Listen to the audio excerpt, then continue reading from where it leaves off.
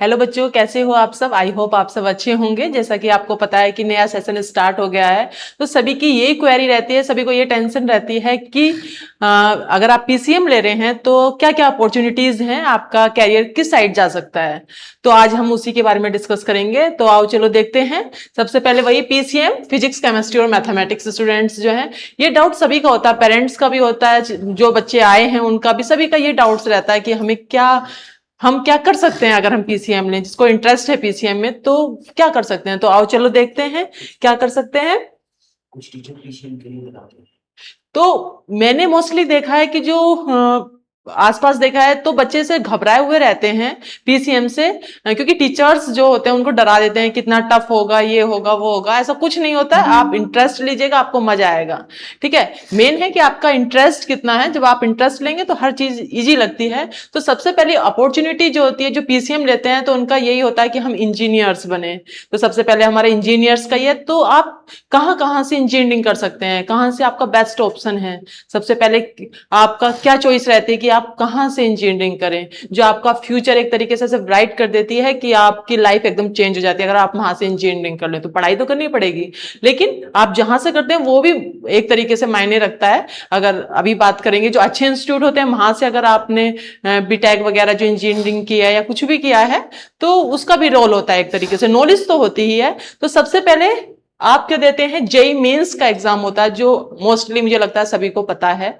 JEE mains आपका engineer बनते हैं, उसमें आपका एक जेई मेंस होता है, उसके बाद जेई एडवांस होता है। लेकिन जो जेई मेंस देते हैं उनका जो सिलेक्शन होता है, मतलब इंजीनियरिंग के लिए, वो आपको एनआईटीज होती हैं, मेनली जो होती हैं एनआईटी होती हैं। लेकिन एनआईटी में नहीं है तो उनके पास अगर रैंक अच्छी आ जाती है, एनआईटी नहीं मिल पाती है तो उनका ट्रिपल आईआईटी में हो जाता है। ट्रिपल आईआईटी बहुत अच्छा आपका इंस्टीट्यूट है, आप वहां से कर सकते हैं। एक जीएफटीआई है जो आपको जो टेक्नोलॉजिकल आपके इंस्टीट्यूट है, गवर्नमेंट उनको फंडिंग करती है।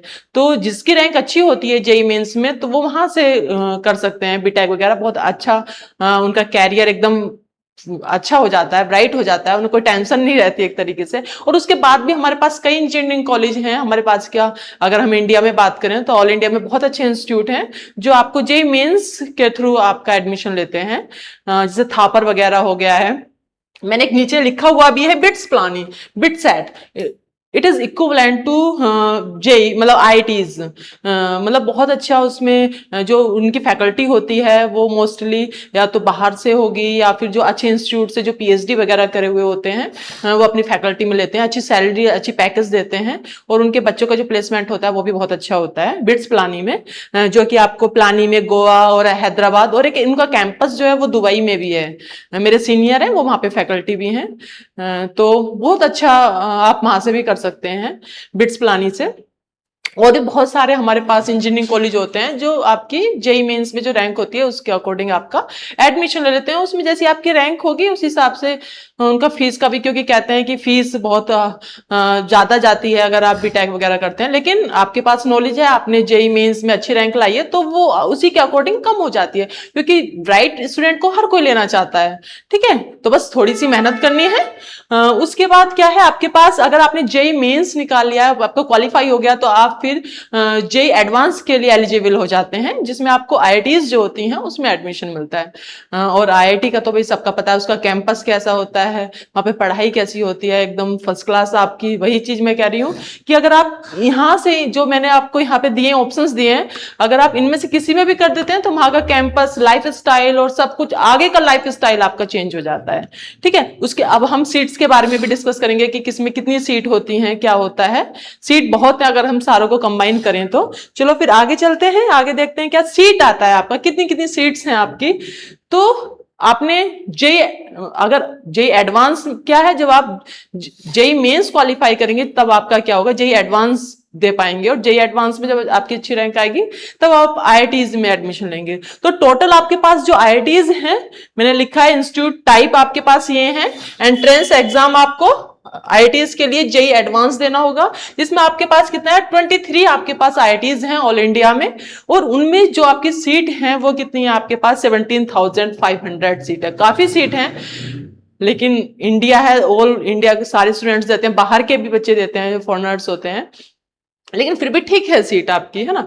कोई बात नहीं, अगर आपका एडवांस नहीं हो पाता तो आपका जेई मेंस का एग्जाम जो आप एनआईटी में जो एडमिशन लेते हैं उसके लिए ट्राई कर सकते हैं, जिसमें आपकी ऑल इंडिया में 31 क्या है आपके पास एनआईटीज हैं, ठीक है। जिसमें सीटें, टोटल सीटें कितनी हैं आपके पास 24,000, काफी सीटें हैं, अच्छी सीटें हैं, ठीक है। लगभग इक्विवेलेंट ही होता है, और आपकी नॉलेज कि आपने एनआईटी से करी या आईआईटी से करी वो इतना मैटर नहीं करता, आपकी नॉलेज भी है, प्लेसमेंट नॉलेज के बेस पे भी होते हैं। कैंपस तो देखो होता ही है, लेकिन नॉलेज भी एक मेन फैक्टर होता है, ठीक है। तो आप एनआईटी में एडमिशन ले सकते हैं। फिर आता है आपका ट्रिपल आईटीज आती हैं, जो आपके जेई मेंस के थ्रू ही होती हैं। वो अगर एनआईटी में नहीं आ रहा है तो आप ट्रिपल आईटी में एडमिशन ले सकते हैं, जो कि ऑल इंडिया में कितनी है आपके पास 26 हैं, ठीक है। फिर जिसमें सीट कितनी है आपके पास 8,500 सीट्स हैं आपके पास, अच्छी खासी सीट है। फिर आपके पास जो आपकी गवर्नमेंट फंडिंग करती है वो इंस्टीट्यूट है आपके पास, जो जेई मेंस के थ्रू ही होते हैं, वो 30+ में कॉलेजेस हैं, ठीक है। और उसमें सीटें कितनी है आपके पास, वही 9,500 सीटें हैं, ठीक है। तो आप निराश ना हो कि अगर आपका आईआईटी में नहीं हो रहा है या उसमें नहीं होगा, तो भाई बहुत अच्छे अच्छे इंस्टीट्यूट हैं, आप वहां से करिएगा, ठीक है। बिट्स प्लानिंग, मैंने बिट्स प्लानिंग का पहले भी आपको बताया है, जो कि आपके पास बिट सेट का आपको एक एंट्रेंस देना होगा, और उसमें जो नंबर ऑफ कॉलेजेस हैं वो 3 हैं। वैसे बताया कि प्लानी में, गोवा में और हैदराबाद में। अगर आप दुबई से करना चाहते हैं तो दुबई से कर लेना, जहां मेरी एक फ्रेंड है वो आपको आपको टीचर मिलेगा, वहां पर फैकल्टी मिलेगी, जिसमें टोटल सीटें हैं, तीनों जगह जो सीटें हैं आपके पास वो कितनी है आपके पास 3,000 हैं, ठीक है। तीनों प्लेसेस पे, मतलब गोवा, हैदराबाद और प्लानी, तीनों में मिला के। तो अगर मैं सारी टोटल सीट्स की बात करती हूँ तो हम लोगों के पास जो आ रहे हैं एस्पिरेंट्स जो हैं, जो इंजीनियरिंग करना चाहते हैं, तो हर ईयर जो उनके पास सीट्स होती हैं वो 62,500 के आसपास अप्रोक्सीमेट होती हैं। 1-2 सीट, 2-3 सीट वो आगे पीछे हो जाती हैं, ज्यादा भी हो जाती हैं, ठीक है। अब इतनी सारी सीटें, भाई हर किसी को एक सीट पे ही फाइट करना है, तो बहुत अच्छी सीटें हैं। ये तो एक टॉप वाली यूनिवर्सिटीज जो हैं उनके बारे में, इंस्टीट्यूट जो है उनके बारे में डिस्कस करें। इसके और भी बहुत सारे इंस्टीट्यूट हैं जहां हम एडमिशन ले सकते हैं। तो जिसका नहीं होता एनआईटी वगैरह, आईआईटी वगैरह में, तो वो निराश ना हो, होपलेस ना हो, ठीक है। अब आता है आपके बाद, ये तो इंजीनियरिंग का था। अब हम, बहुत बच्चों का सपना होता है डिफेंस में जाने का। जब वो एक कैप लगाए पूरी यूनिफॉर्म में देखते हैं तो ऐसा लगता है, एक कहते हैं ना जोश वाले मूवी में, आपने देखा होगा, कौन सी मूवी थी वो, तो अगर मूवी देख लेते हैं तब तो हाई जोश हो जाता है। तो मूवी देखते ही सब यही सोचते हैं बच्चे तो, कि मैं भी डिफेंस में चला जाऊं। तो एक हमारे पास ऑप्शन ये भी है आफ्टर 12th कि हम डिफेंस एग्जाम दे सकते हैं, ऑफिसर रैंक पे जा सकते हैं, ठीक है। और उससे अच्छी जॉब हर कोई रेस्पेक्ट करता है, और सब एकदम अच्छी जॉब है आपकी।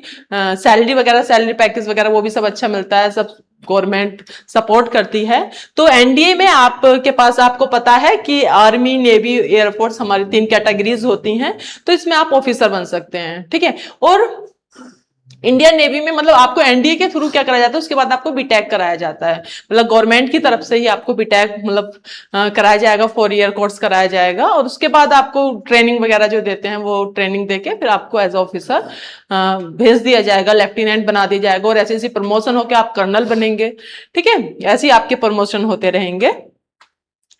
तो देखते हैं इनकी सीट्स, आपका एनडीए में कितनी सीट्स वगैरह होती हैं। एग्जाम की बात करें कि एग्जाम कैसा होता है आपका, 1 ईयर में आपका 2 टाइम्स एग्जाम होता है। ये कि मतलब एनडीए का 1 जनवरी और अप्रैल के बीच में होगा एक बार एग्जाम, और एक आपका मई और सितंबर के बीच में। मतलब आपको 2 बार चांस मिलेंगे एक साल में एनडीए का एग्जाम देने के लिए, ठीक है। अगर मैं सीट की बात करूं, हर साल निकलता है कितनी सीट होंगी। टोटल सीट आपकी 790 होती है, जिसमें आपकी 395 अप्रोक्सीमेट की बात कर रही हूं मैं, एग्जैक्टली डाटा नहीं दे रही हूं यहाँ पे। 395 आपको फर्स्ट ईयर, मतलब जो फर्स्ट कैटेगरी है, जनवरी और अप्रैल के बीच में, और इतनी ही आपको इसके बीच में देना पड़ेगा। और आपको पता है कि 2021 में लड़कियों का भी अलाउड कर दिया गया है एनडीए वगैरह के लिए। तो उसकी, उनकी कैटेगरीज की बात करूं, गर्ल्स और बॉयज की, तो बॉयज के पास 700+ में सीट्स होती हैं, और गर्ल्स के पास जो होती हैं वो 60-80 के बीच में होती हैं। टोटल सीट वही आपकी 790 हो गई हैं। तो ये गर्ल्स का है, और गर्ल्स जा भी रही हैं, और अपना अच्छा खासा, जैसे अभी पीछे हुआ था पाकिस्तान के साथ थोड़ी मुठभेड़ सी हुई थी अच्छी खासी, तो उसमें लड़कियों का मेन रोल रहा था, जैसे आपने देखा भी होगा। अगर मैं विंग्स की बात करूं कि किस किस आर्मी में और नेवी में और आपके एयरफोर्स में कितनी सीटें होती हैं, तो ईयरली के हिसाब से, मतलब जैसे एनडीए फर्स्ट में आपके पास 208 मतलब 208 के आसपास आपको आर्मी में एनडीए ऑफिसर की सीट मिलेंगी, नेवी के लिए 42 मिलेंगी एंड एयरफोर्स के लिए 120 के आसपास मिलेंगी। ये उनके इस तरीके से अप्रोक्सीमेट इस तरीके से उनकी सीट्स निकलती हैं। ठीक है, आपको सारी इंफॉर्मेशन मिल गई। और इन तीनों के लिए आपका मेन वही है कि आपको पीसीएम आपका कंपलसरी है, मैथ्स फिजिक्स केमिस्ट्री ये तो है ही, और आपका एनडीए में थोड़ा इंग्लिश का भी जीके आता है और इंग्लिश आता है, उसका पेपर होते हैं, 2 पेपर होते हैं आपके, फिर उसके बाद इंटरव्यू होता है। अगर आपको ऑफिसर बना रहे हैं जो पूरे इस देश की अपनी इंडिया की रक्षा कर रहा है, तो भाई उसको तो हर एक एग्जाम, और एग्जाम भी टफ होगा, मतलब अच्छा खासा एग्जाम होगा, तो वो क्वालिफाई करके तो जाना पड़ेगा। ठीक है, चलो फिर आगे देखते हैं आगे क्या है। अब आता आपका कुछ बच्चे अब एनडीए हो गया, कुछ इंजीनियर बन के, कुछ अपने साइंटिस्ट को देखते होंगे। जैसे कि अगर आप फॉरेन में देखें, आपके साइंटिस्ट कुछ ना कुछ रिसर्च करते रहते हैं, हमारे यहाँ भी रिसर्च करते हैं, है ना। तो उनका भी सपना होता है कि हम साइंटिस्ट बने, हम कुछ इस तरीके से करें, मतलब जब देखते हैं कि कुछ नया बन के आ रहा है, कुछ नया ऑपरेट हो रहा है, तो उनका भी मन करता है। तो कुछ हमारे ऐसे इंस्टीट्यूट हैं, हम साइंटिस्ट के लेवल की, प्रोफेसर के लेवल की, जो हाई लेवल के होते हैं, उनके बारे में डिस्कस कर लेते हैं, उनके लिए क्या एग्जाम है आफ्टर 12th। ठीक है, वो आपका और भी अच्छी एक तरीके से अपॉर्चुनिटी, अगर आप क्वालिफाई कर पाते हैं तो। एक होता है आपके पास ISI exam, Indian statistical institute, statics बोल देते हैं हालांकि, एडमिशन टेस्ट। ये आपका आगे मैं आपको बताऊंगी नेक्स्ट स्लाइड में कि जो आईएसआई वाला एग्जाम होता है वो जेई से भी टफ होता है। ये आपका कॉन्सेप्ट पे आता है, आपको कॉन्सेप्ट क्लियर है तभी आप इसे क्वालिफाई कर पाएंगे। It is a very toughest exam. तो आप इसमें क्या, स्टैटिक्स और मैथमेटिक्स क्या है ये, इसमें हाई लेवल कैरियर अपॉर्चुनिटीज हैं आपके पास। आप डाटा साइंटिस्ट बन सकते हैं, आप स्टैटिस्टिशियन बन सकते हैं, आप एआई मशीन लर्निंग एक्सपर्ट बन सकते हैं, आप रिसर्च साइंटिस्ट बन सकते हैं। आप थोड़ा सा जब आप आईएसआई से ग्रेजुएशन होती है इसमें, तो आपका मैथमेटिक्स कंपलसरी है इसमें। ठीक है, तो आप इसमें जा सकते हैं और साइंटिस्ट वगैरह की पोस्ट आप ले सकते हैं इसमें। आगे चलते हैं, आगे आता है आपके पास आईएटी एग्जाम, जो Indian Institute of Science Education and Research Aptitude Test है, आइजर में एडमिशन। ये आपका उसी तरीके का है जैसे आईआईटीज होती हैं, उसी तरीके से आपके पास आइजर नाइजर ये इंस्टीट्यूट हैं। लेकिन आइजर नाइजर जो है ये बीटेक नहीं कराते हैं, ये आपके साइंटिस्ट की तरफ आपको लेके जाते हैं, प्रोफेसर हायर एजुकेशन की तरफ आपको लेके जाते हैं, क्योंकि बीटेक वगैरह ये यूजी के लेवल का माना जाता है ना, जैसे अगर हम देखें। और जो ये हैं आपके एमएससी या आगे जो साइंटिस्ट की पोस्ट के लिए पीएचडी वगैरह, ये कराते हैं, ये इंस्टीट्यूट कराते हैं आइजर नाइजर टाइप से। ठीक है, तो ये आपका आईआईटी के ही इक्विवेलेंट है। इक्विवेलेंट तो हम कह नहीं सकते, लेकिन ये बहुत अच्छा इंस्टीट्यूट है आइजर। अगर आइजर में एडमिशन मिल जाता है, आईआईटी के थ्रू आइजर में एडमिशन मिलेगा, वही आपका क्लास 12th में साइंस स्ट्रीम होनी चाहिए, पीसीएम हो या पीसीबी हो। अब तक हमने जो आईएसआई में बात करी थी तो मैथमेटिक्स कंपलसरी था, लेकिन अगर आईआईटी की बात करें तो आपका पीसीएम या पीसीबी कुछ भी स्ट्रीम हो आपके पास वो चलेगा। इसके लिए आपके पास वही कैरियर अपॉर्चुनिटी है, आप साइंटिस्ट बन सकते हैं, रिसर्चर बन सकते हैं, प्रोफेसर बन सकते हैं, डाटा साइंटिस्ट बन सकते हैं। तो ये मुझे लगता है कि आप मोस्टली लोगों को नहीं पता, क्योंकि लोगों का क्या होता है या पेरेंट्स क्या सोचते हैं कि हमारा जेई में हमारे बच्चे का एडमिशन हो जाए, हमारा बच्चा इंजीनियरिंग कर ले, या जो डॉक्टर का कि हमारा बच्चा बायो से है तो नीट क्वालिफाई कर ले, उधर को ही उनका एक तरीके से डायरेक्शन होती है। लेकिन हमारे पास अभी मैंने 2 एग्जाम्स बताए, ये आपके अगर आप ये क्वालिफाई कर पाते हैं तो ये बहुत अच्छी अपॉर्चुनिटी है। बच्चे का कैरियर एकदम फिक्स होगा और वो हायर स्टडीज में आराम से चला जाएगा। रिसर्च साइंस एग्जाम में ही एक आपका नेक्स्ट आता है जिसमें नेशनल एंट्रेंस स्क्रीनिंग टेस्ट होता है, जो नाइजर और सीईबीएस आपका सेंट्रल फॉर बेसिक साइंस आप इसमें पढ़ेंगे, जिसमें प्योर साइंस आपका होना चाहिए, पीसीएम और पीसीबी दोनों आपकी कोई सी भी स्ट्रीम, मतलब चाहे मैथ्स और बायो कुछ भी हो आपके पास, फिजिक्स केमिस्ट्री के साथ कोई प्रॉब्लम नहीं है। वही कैरियर अपॉर्चुनिटी है कि डाटा साइंटिस्ट, प्रोफेसर, रिसर्चर और साइंटिस्ट आप कुछ भी बन सकते हैं। ठीक है, नेक्स्ट अगर हम कंपैरिजन करें या देखें, आपका आईएसआई जो इंडियन स्टैटिस्टिकल इंस्टीट्यूट है वो कहाँ है आपका, कोलकाता, दिल्ली, बेंगलोर में।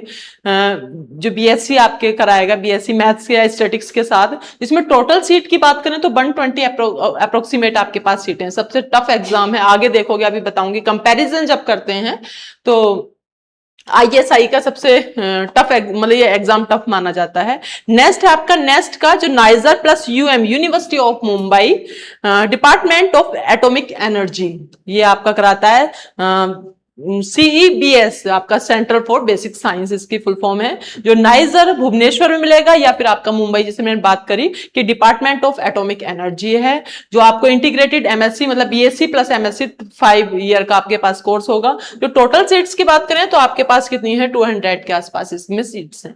नेक्स्ट आपका आईआईटी है जो आइजर में है, एप्टीट्यूड टेस्ट होगा, 7 आइजर है आपके पास, IISc है, लिमिटेड है ना, और ये बीएससी एमएससी होगा, डुअल डिग्री मतलब कि आपको दोनों डिग्री वहां से मिलेंगी, बीएससी प्लस एमएससी 7 ईयर का होगा, और इसमें कितनी है 1700 सीटें हैं। टोटल सीट की बात करें तो आपके पास 2000 के आसपास सीटें हैं।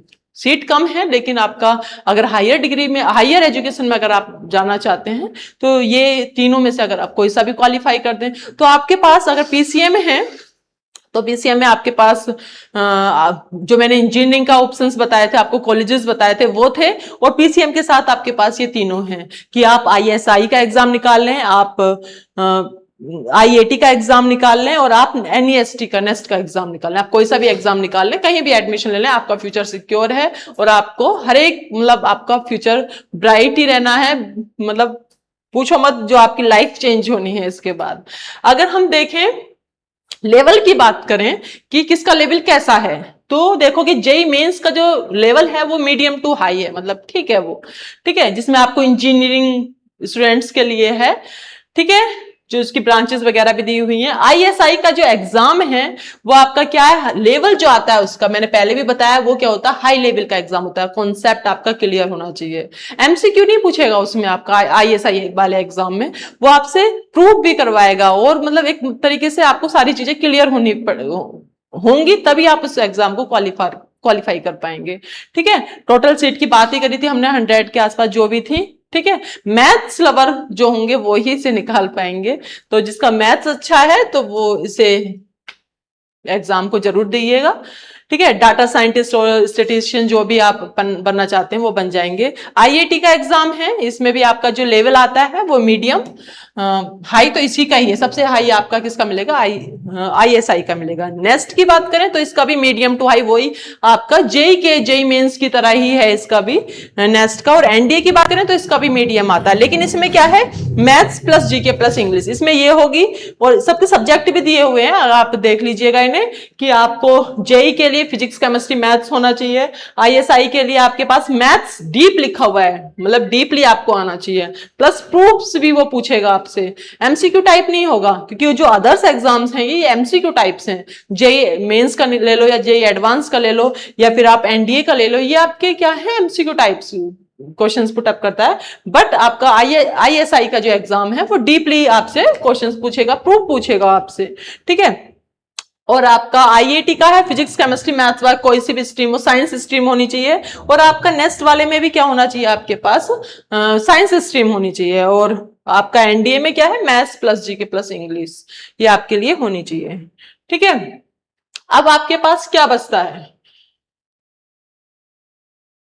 ये अब आपके सीयूईटी के जो एग्जाम है, जो अब थोड़ा सा इसमें कुछ प्रॉब्लम आ गई है, रिसोर्स लाइब्रेरी कुछ खुल गया है, तो इसमें क्या है आपके सीयूईटी जो है, आपको जैसे कोई अच्छी सेंट्रल यूनिवर्सिटी है, जैसे बीएचयू हो गया आपके पास, या जेएनयू हो गया है, ये डीयू हो गया है, जो अच्छे अच्छे यूनिवर्सिटीज हैं वहां से आप क्या कर सकते हैं पोस्ट ग्रेजुएशन मतलब ग्रेजुएशन कर सकते हैं, आफ्टर 12th तो ग्रेजुएशन ही करोगे, तो यहाँ से अच्छे अच्छे यूनिवर्सिटीज से आप ग्रेजुएशन कर पाओगे।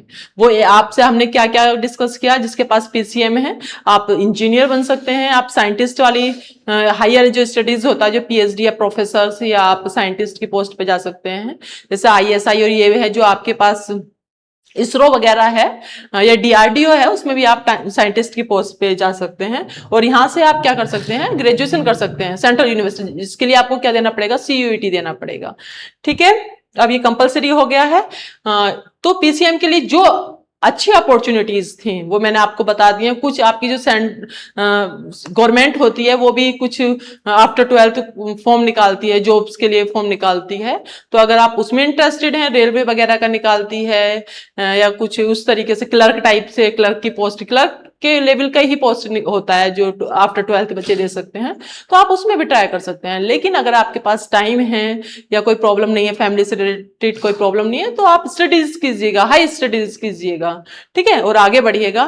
ठीक है, फिर आगे मिलते हैं नेक्स्ट सेशन के साथ। Thank you very much.